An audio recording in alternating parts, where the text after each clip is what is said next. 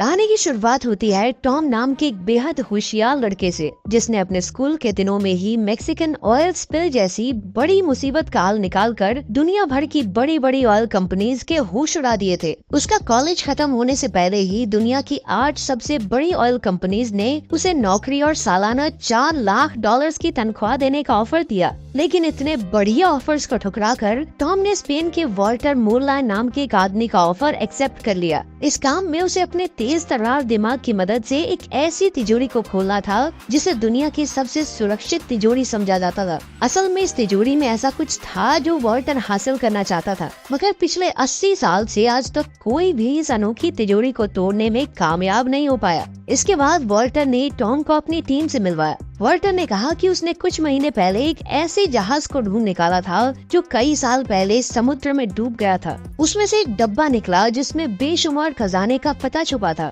मगर जल्द ही स्पेनिश सरकार को इस बारे में पता चल गया और उन्होंने वॉल्टर की ढूंढी हुई सारी चीजों को जब्त करके एक स्पेनिश बैंक की तिजोरी में बंद कर दिया। खैर फिर टॉम वॉल्टर की बेटी लोरेन से मिला, जो अपने मिशन के लिए कोई भी भेस बदलने में माहिर थी। उसके अलावा उनकी टीम में क्लाउस था, जो कि एक जबरदस्त हैकर था। जेम्स वॉल्टर का खास आदमी था, जो पहले एक फौजी हुआ करता था और अब वो एक जबरदस्त फाइटर था। साइमन उनकी टीम के लिए हर जरूरत का सामान लाता था। जब तक उसे पैसे मिले वो वॉल्टर को दुनिया की कोई भी चीज लाकर दे सकता था। खैर आज टॉम का पहला दिन था और टीम को बैंक का सिस्टम हैक करने में मुश्किल हो रही थी। उन्हें एक कोड भरने की जरूरत थी, मगर उन्हें कोई आइडिया नहीं था कि आखिर ये कोड क्या हो सकता है। तब टॉम ने आइडिया दिया कि उन्हें बैंक के किसी क्लाइंट से बैंक का ऑटोमेटेड वॉइस मेल बनकर बात करनी चाहिए और इस तरीके से उन्हें वो कोड मिल सकता है। आखिरकार टॉम की तरकीब काम कर गई और उन्हें आसानी से कोड मिल गया। सबने टॉम को शाबाशी दी और टॉम अपने नए घर में पहुंचा। फिर अगले दिन से टॉम बाकी की टीम के साथ बैंक ऑफ स्पेन के नक्शे को समझने लगा।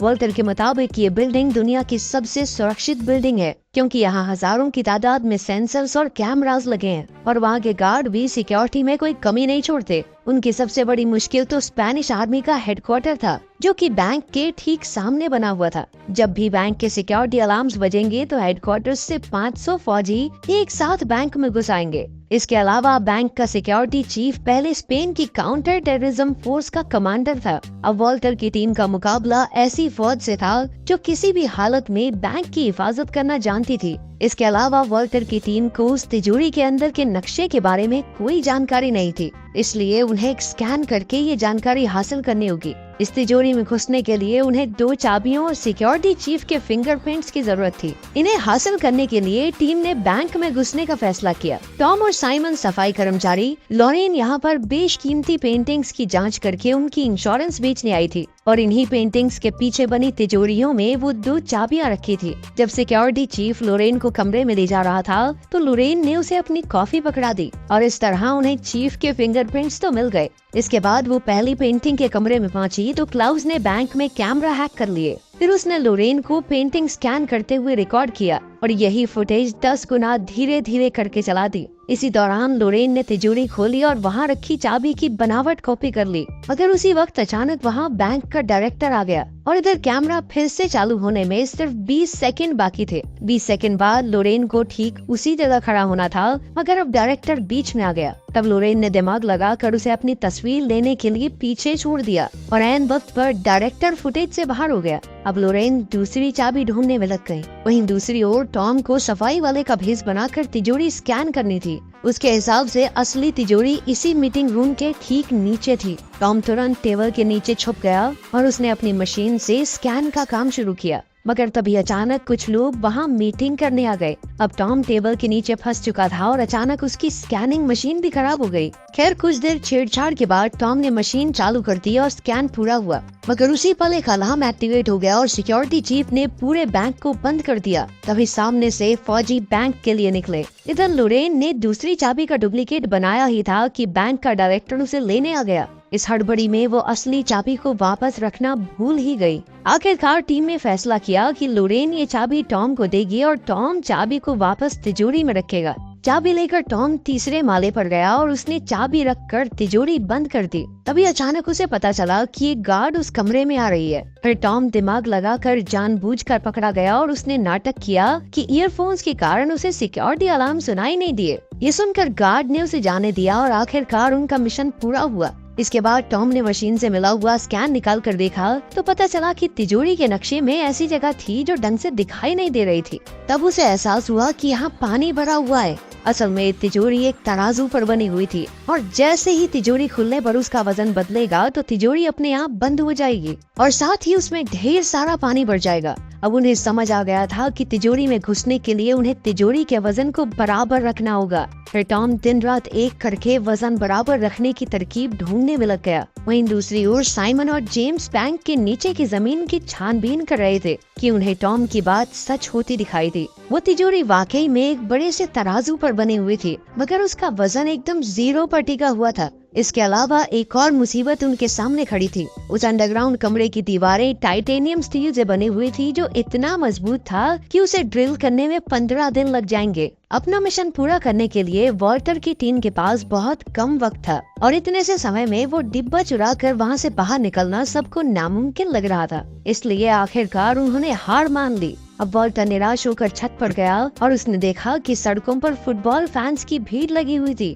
तभी उसकी नजर बैंक के कैमरास पर गई तो उसे एहसास हुआ कि वर्ल्ड कप फाइनल्स के सभी कैमरास भीड़ की तरफ होंगे और तभी उनके दिमाग की बत्ती जली। फिर उसने अपने साथियों को इसका नमूना पेश किया। फिर उसने ग्लास हटाकर तराजू पर लिक्विड नाइट्रोजन छिड़क दी और फिर दोबारा ग्लास रखा, मगर इस बार वजन नहीं बदला क्योंकि तराजू जम चुका था। टॉम ने कहा कि बिल्कुल इसी तरह वो तिजोरी के नीचे वाले तराजू को जमा सकते हैं, मगर इसके लिए बहुत ज्यादा लिक्विड नाइट्रोजन लगेगी। खैर फिर स्पेन और नीदरलैंड के फुटबॉल मैच वाले दिन उन्होंने अपने प्लान को अंजाम देने का फैसला किया। उनके पास मिशन पूरा करने के लिए सिर्फ 105 मिनट का समय था। सबसे पहले वो जिप लाइन के जरिए बैंक की छत पर पहुँचे और एक कांच की खिड़की खोलकर नीचे घुस गए। इसके बाद वो 100 मीटर की पाइपिंग वाले रास्ते से तिजोरी वाले कमरे के बाहर पहुंच गए। यहाँ से वो एक सीढ़ी डालकर आगे बढ़े और आखिरकार वो तिजोरी के सामने थे। फिर क्लाउस ने अपनी हैकिंग का कमाल दिखाया और इधर टीम ने अपनी बनाई हुई 2 चाबियां और फिंगरप्रिंट की मदद से तिजोरी खोल दी। वहीं दूसरी ओर साइमन ने जमीन के नीचे बने तराजू पर लिक्विड नाइट्रोजन छिड़क कर उसे जमाने का काम शुरू किया। जल्द ही इस रिएक्शन की वजह से तिजोरी की जमीन भी जमने लगी।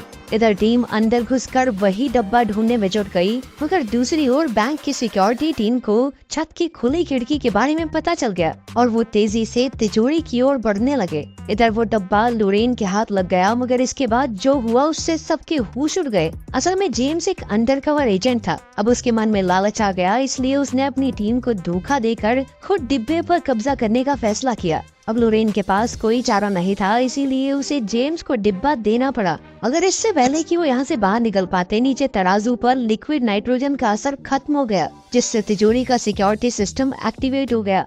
अब टॉम, लोरेन और जेम्स तिजोरी में कैद हो गए थे और वहाँ तेजी से पानी बढ़ने लगा। जेम्स तो पहले फौजी रह चुका था, इसलिए उसे स्विमिंग आती थी और वो डिब्बा लेकर वहाँ से भाग निकला। इधर सिक्योरिटी चीफ ने इमरजेंसी का ऐलान कर दिया और उसके आदमी हथियारों के साथ तिजोरी की ओर भाग रहे थे। वहीं तिजोरी में इतना पानी भर चुका था कि टॉम और लोरेन की जान खतरे में थी, क्योंकि वो कभी भी डूब सकते थे। अब उनके पास कोई चारा नहीं था, तो ऐन वक्त पर टॉम के दिमाग की बत्ती जली और उसने साइमन को तराजू पर और बाहर डालने को कहा, ताकि पूरी मशीनरी को लगे कि तिजोरी पूरी तरह से पानी से भर चुकी है। साइमन ने फटाफट सारे नाइट्रोजन टैंक्स तराजू में रख दिए, पर वो भी काफी नहीं थे। आखिरकार उसने अपना रेडियो भी ऊपर रख दिया और इतने से भार से तराजू का वजन बढ़ गया। अचानक सिस्टम के मुताबिक तिजोरी का पानी बाहर निकलने लगा। इधर फौज तिजोरी में घुसकर चोरों को रंगे हाथों पकड़ने ही वाली थी, मगर जैसे ही उन्होंने दरवाजा खोला तो उनके होश उड़ गए, क्योंकि तिजोरी में कोई भी मौजूद नहीं था।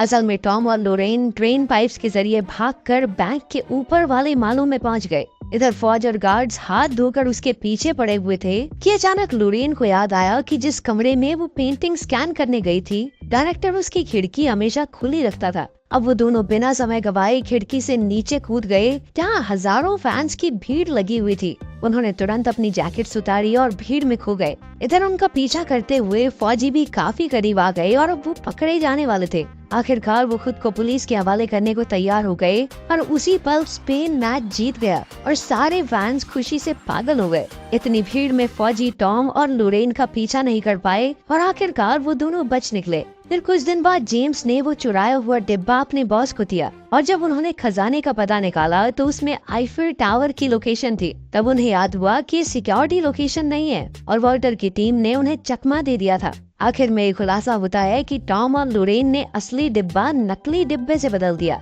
जिस वजह से जेम्स ने नकली डिब्बा चुरा लिया। अब वॉल्टर की टीम एक रिजॉर्ट में मजे ले रही थी कि उन्होंने डब्बे से असली खजाने की लोकेशन ढूंढी। तब उन्हें पता चला कि यह खजाना बैंक ऑफ इंग्लैंड में छुपा हुआ है। इसके बाद उनकी टीम एक और नए